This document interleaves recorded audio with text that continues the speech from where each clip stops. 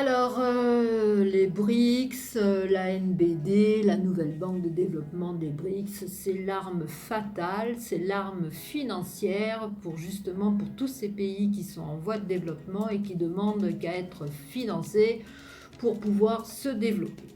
Voilà. Alors, bon, je vais parler un peu des BRICS quand même, mais pas tout le temps, mais en revenant un peu de temps en temps comme ça, parce que bon, alors les BRICS, pour l'instant, il va y avoir le sommet là, en 2023. Alors, je croyais que c'était en juin, mais apparemment c'est plutôt en août. Ça va se dérouler donc en Afrique du Sud. On ne sait pas encore la ville où ça va avoir lieu. Après, c'est Cyril Ramaphosa, président de l'Afrique du Sud, qui va donc présider ce sommet. Apparemment, ce sera en présentiel, hein, puisqu'on est sorti du Covid. Bon, ok. Et puis là, on va avoir la réponse, on va dire, à la demande de l'Iran et de l'Arabie Saoudite pour pouvoir faire partie donc de cette organisation, les BRICS. Donc, cette banque, la NBD, Nouvelle Banque de Développement, eh bien, c'est une banque, je dis que c'est une arme, oui, bien sûr, c'est une arme financière, parce qu'en fait, elle a de plus en plus de poids. Elle a acquis depuis donc sa naissance de plus en plus d'expérience. Donc voilà, si avant donc c'était un bébé, bon ben maintenant elle grandit, elle s'étoffe. Alors elle s'étoffe, elle est un peu comme les BRICS, hein, de toute façon, ça marche en parallèle puisque c'est la banque des BRICS. Alors les BRICS, eux, ben, ils s'étoffent de plus en plus, puisque vous voyez bien, donc il y a des pays qui demandent à y entrer officiellement. Après, donc il y a des pays, beaucoup de pays qui sont en train de se bousculer au portillon pour pouvoir eux aussi faire partie donc, des BRICS, parce que ça a quand même une importance économique pour eux. Hein. En plus de ça, il y a quand même de la solidarité entre eux. Alors donc par exemple vous avez l'Argentine, l'Indonésie, le Kenya, le Nigeria, vous avez l'Algérie, j'ai même entendu je crois le Sénégal, qui a encore, enfin bon il y a d'autres pays qui veulent y entrer. Et par exemple dans la banque des BRICS, eh bien vous avez donc déjà ceux qui sont adhérents, bon, il y a les BRICS bien sûr, mais apparemment vous avez donc les Émirats Arabes Unis et le Bangladesh qui en font déjà partie, voilà. Et puis, alors l'Uruguay, je ne sais pas si l'Uruguay est déjà adhérent ou si, en tous les cas, il en a fait la demande pour entrer dans cette banque. Et bon, l'Égypte, bon, elle a fait aussi la demande. Mais l'Uruguay, je ne suis pas trop certaine. Je crois qu'elle est déjà, l'Uruguay est déjà dans cette banque. Enfin, bon. Donc, pour vous dire que ça s'étoffe, que ça prend du poids, que en plus, bon bah ça va prendre du poids parce que en fait ces pays sont quand même les pays du BRICS, mine de rien. Euh, à peu près, ils sont tous exportateurs. En plus, ils sont tous riches en ressources naturelles. Et les BRICS sont quand même le moteur mondial de l'économie. Voilà, c'est pas difficile. Hein. Donc, la banque des BRICS, elle aussi, eh bien, elle devient incontournable. Alors, pourquoi c'est faire cette banque? Alors, d'abord, elle est née pour coordonner, on va dire, les demandes économiques des pays qui sont en voie de développement. D'accord. Alors, d'une part, elle est née en 2014. Elle a été ouverte officiellement en 2015, donc elle a été présidée par Kamat, qui est un Indien, voilà, de 2015 à 2020. C'est une présidence, on va dire, un peu tournante, hein, voilà.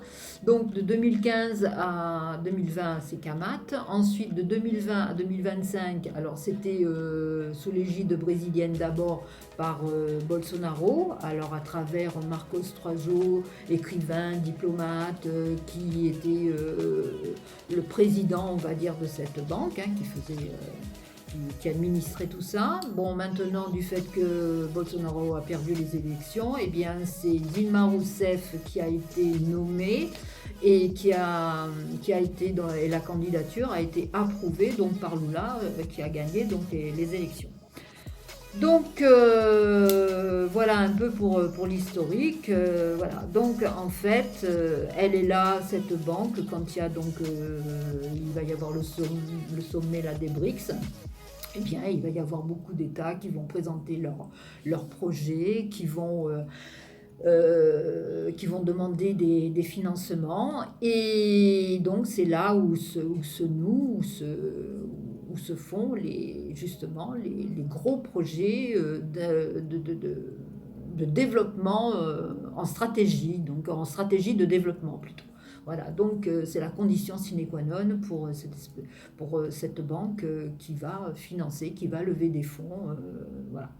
Alors, d'une part, cette banque est née, a été créée surtout pour contrer le FMI et la Banque mondiale, parce que ces deux instituts issus de la guerre, de la fin de la guerre de 39-40, donc en 44-45, c'est surtout quelque part des banques qui sont du côté donc des pays industrialisés.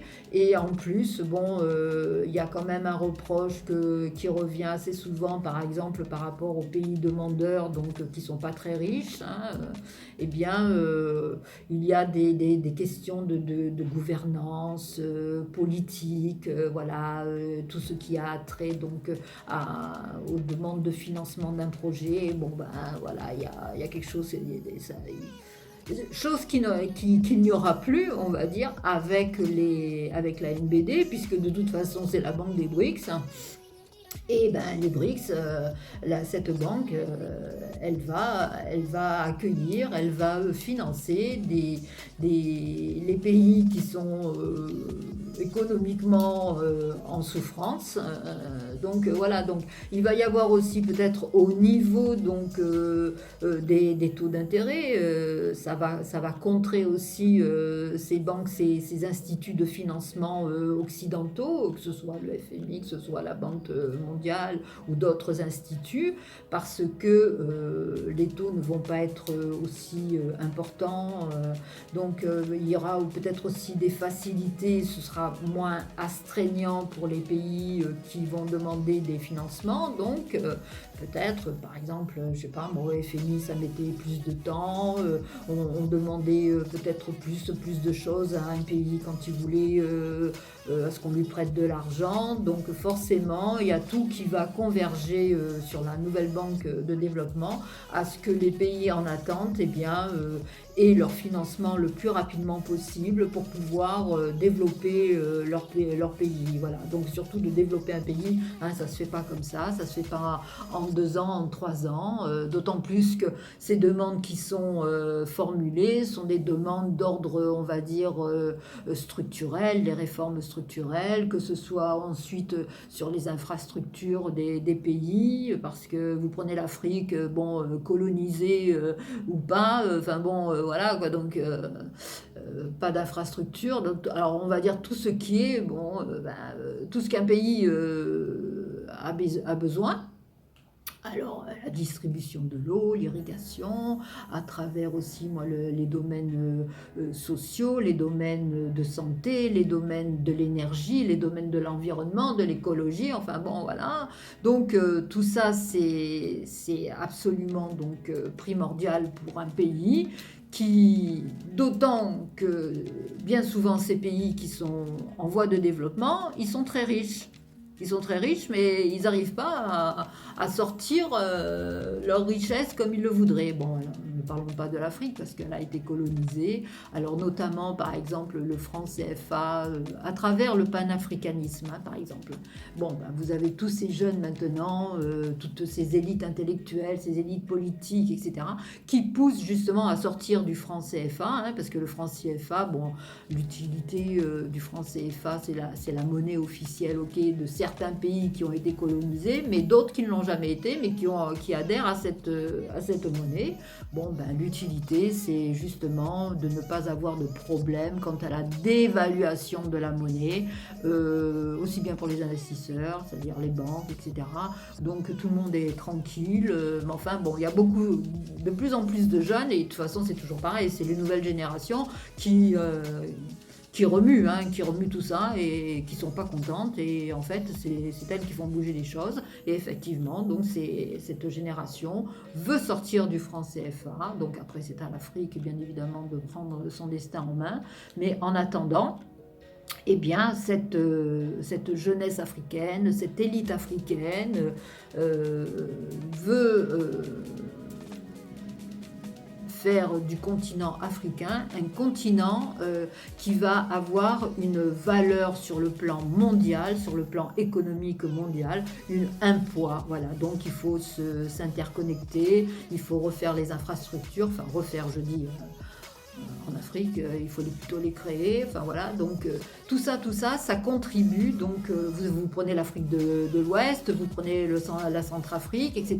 Donc ce sont des États qui veulent se sortir de l'état dans lequel ces pays sont. Alors la nouvelle banque de développement, eh bien, elle est là pour aider donc tous ces pays. Voilà. Donc elle passe bien évidemment de l'argent donc aux pays qui font partie des BRICS. Elle donne aussi des financements à des pays qui ne sont pas encore entrés dans les BRICS.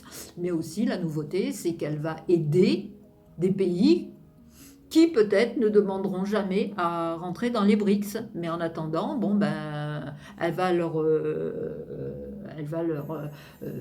lever des fonds pour que ces pays puissent se développer. Voilà. Alors donc cette banque-là, eh bien, quelque part, c'est une banque qui d'une part aussi, du fait que les pays qui font partie du BRICS, eh bien, ils représentent à peu près 42% de la population mondiale. Quand l'Occident, les pays otanisés, ils en présentent à peu près 14%. Donc ce que je veux vous dire, c'est que 42% de la population mondiale, et ça c'est que les BRICS, après quand ça va commencer à s'étendre, ça va faire encore plus. Donc il y a un marché potentiel qui est là, un marché qui demande qu'à se développer du fait de la demande de ces pays qui veulent se développer. Hein. Bon, ça, voilà, on l'a bien compris. Alors, quoi de mieux qu'une banque qui va vous aider, qui va certainement aussi vous faire avoir des financements peut-être beaucoup plus vite qu'un FMI. Bon, le FMI, quand il arrive dans un pays, c'est pas trop bon. Ensuite, la Banque mondiale, enfin voilà, donc Banque mondiale, FMI, genre un peu aura altruiste, bon... Enfin voilà, quoi. Donc c'est quand même très très très très important, parce que cette banque, elle fait aussi un pied de nez maintenant aux pays occidentaux, vu que ce sont des banques des pays industrialisés, hein, le FMI, la Banque mondiale et toutes les banques de financement occidentales. Donc voilà, c'est pour dire, bon bah voyez, nous on est peut-être des BRICS, alors par exemple vous prenez le premier sommet des BRICS, il a été critiqué par les Occidentaux en disant oh là là, ils ont des intérêts divergents, ils ont des intérêts personnels, ça va pas tenir, et tatati, tatata. Sauf que 14 ans après, puisque c'était en 2009, les BRICS sont là, ils s'étoffent, il y a des pays qui demandent à y rentrer, il y a des pays qui attendent, voilà, donc on en saura aussi un peu plus sur l'état d'avancement des dossiers de ces pays, tout ça, quand il y aura le sommet. Mais cette banque, elle fait concurrence au FMI, à la Banque mondiale et à d'autres instituts financiers occidentaux. Et ça, c'est très très très important, parce que au niveau de l'Amérique, ça va pas leur plaire. Ça va pas plaire à Biden, ça. Ça va pas plaire à Biden, parce que, même que ce soit un autre président américain qui arrive, parce que cette manne financière, eh bien, il y a l'herbe qui est coupée sous les pieds. Vu qu'il y a un maximum de pays qui ne demandent qu'à se développer. Alors les conditions avant avec des banques occidentales, bon, elles étaient peut-être plus draconiennes. Bon, ben maintenant avec cette banque, on va essayer de faire l'atterrissage en douceur. Ensuite, en plus, il y a les agences de notation, peut-être pas très sûres de mettre des bonnes notes à cette banque, mais en attendant, bon, la NBD par exemple, bien, elle s'attache à la traçabilité de l'argent qu'elle passe. Alors au niveau déjà pour la gestion de leur dossier, mais aussi au niveau de la corruption de beaucoup de pays.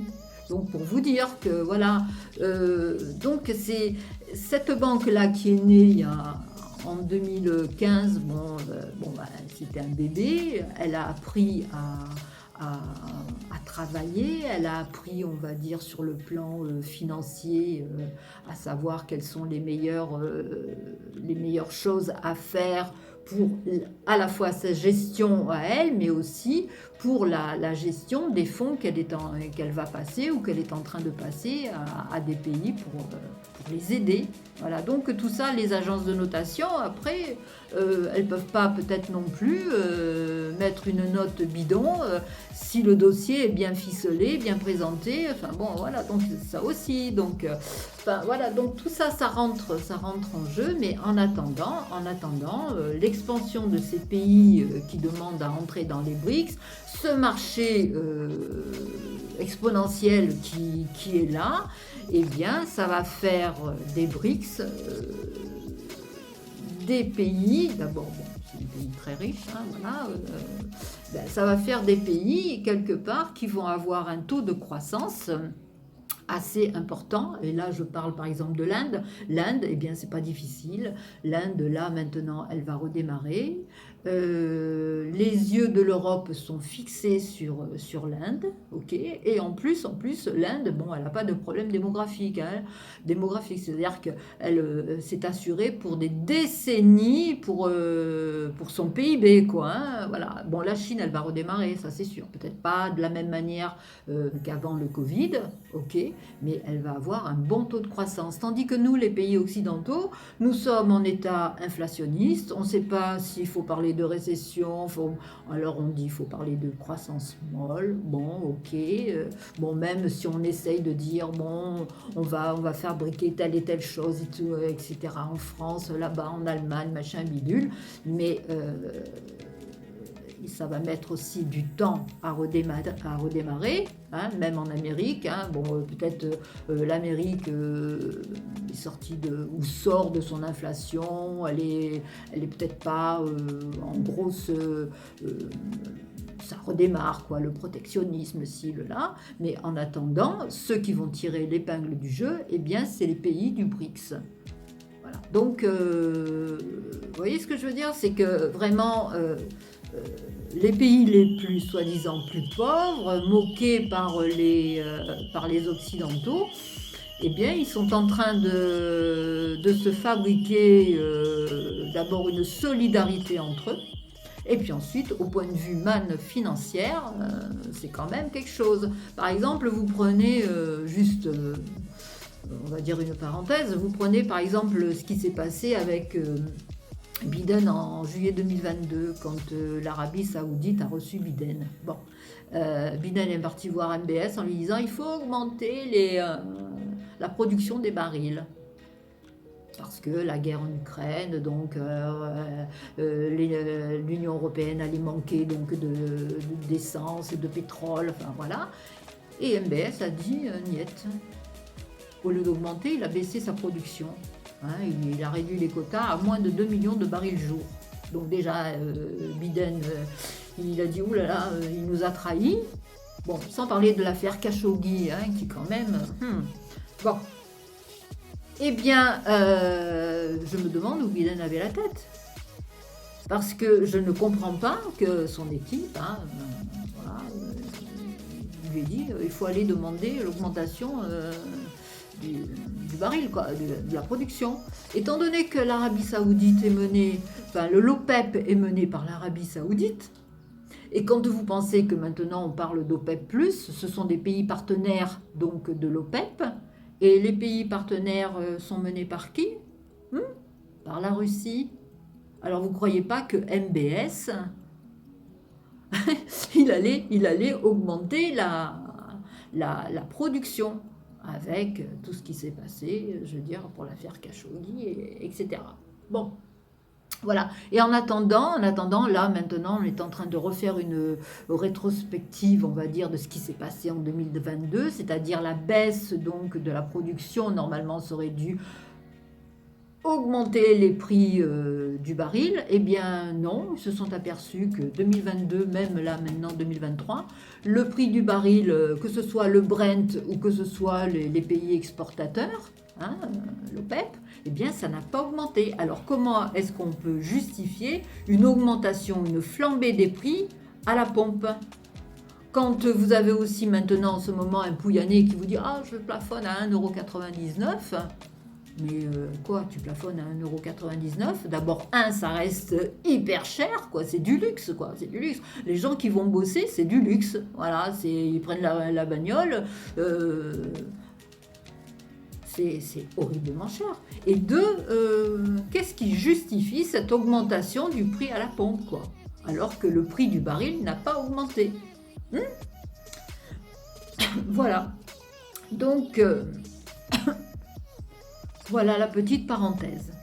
Alors bon, pour ces pays qui sont en demande de développement, il y a une demande colossale en capitaux, et puis et les pays qui adhèrent donc à cette banque, voilà, ils ont bien compris que justement il y a une manne à se faire financière qui va vraiment enrichir les pays qui font partie donc de cette banque, et puis aussi les pays tout simplement qui vont pouvoir enfin commercer, voilà. Donc vous prenez aussi par exemple la route de la soie, la Chine, ça va aboutir jusqu'en Europe. Alors toutes les villes qui vont être traversées, eh bien il y a certainement donc des villes qui vont profiter aussi de cette manne, et puis peut-être il y a des villes ou des pays qui sont traversés donc par ça, et ils vont faire appel aussi à la NBD pour avoir des fonds, voilà. Donc tout ça, ça va énormément enrichir des États.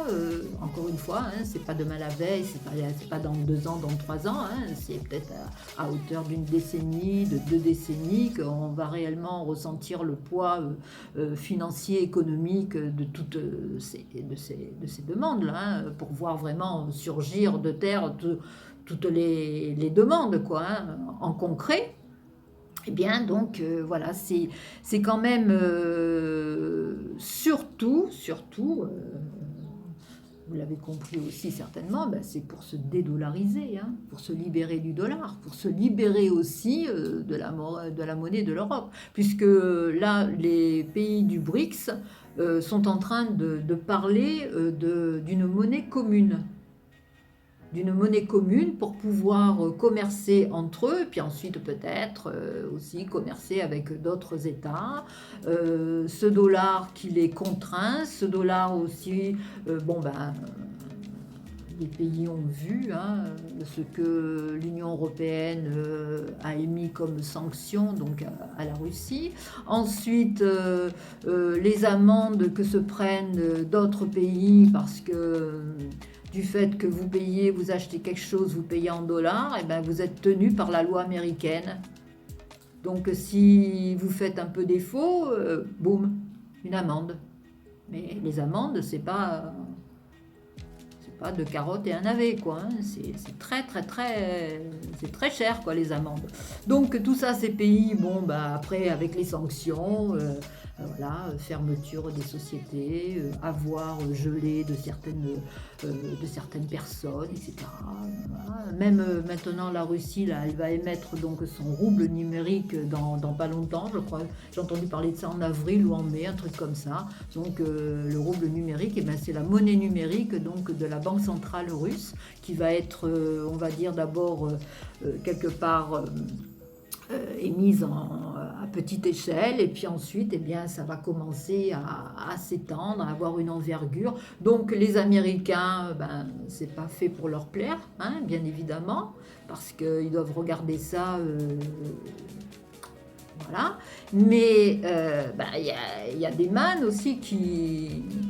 Et comment la monnaie, l'Amérique, c'est quand même, on va dire, une certaine hégémonie. Elle va perdre son hégémonie avec des pays qui sont pas d'accord avec elle, déjà, en plus qui vont se faire de l'argent, donc, donc l'Amérique, certainement, elle va commencer aussi à mettre son grain de sel, voilà.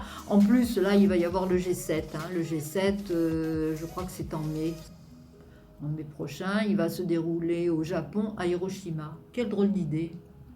Hiroshima, la ville dotée d'une mémoire, surtout pour les US, quoi. C'est... Ouf. Donc voilà, alors je pense que là, certainement, eh bien, ils vont aussi mettre en... peut-être faire des propositions quant à de nouvelles sanctions pour la Russie, parce que bon, la guerre est encore là. On ne sait pas d'ailleurs où ça va nous mener, tout ça.